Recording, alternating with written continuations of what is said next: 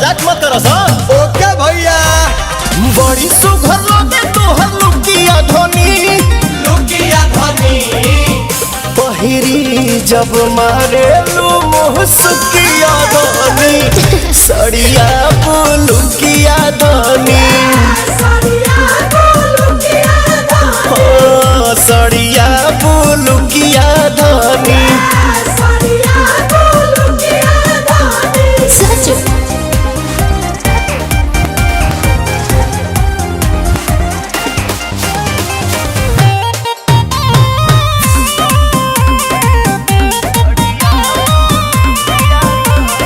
धनी हो हाँ जी बारू से आन बाकी लागे लुलाई के मेकअप के जरूरत तारा नइखे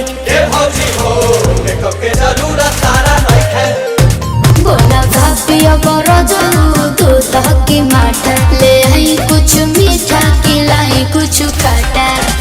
खती लाई तो पुड़ुकिया धनी पहिरी जब मारे लू मुहसकिया धनी सड़िया लुकिया धनी सड़िया लुकिया धनी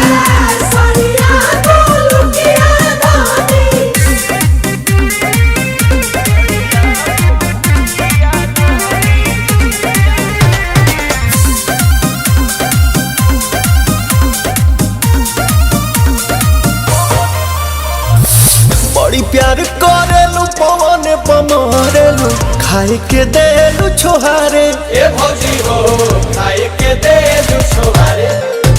रखो बेबू से ज्यादा ख्याले पिया देखी जोरे लगो निके निहाले पिया प्रियांशु होने तो भुड़ुकिया धनी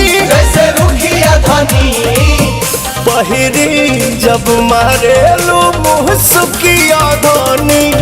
सड़िया लुकिया धनी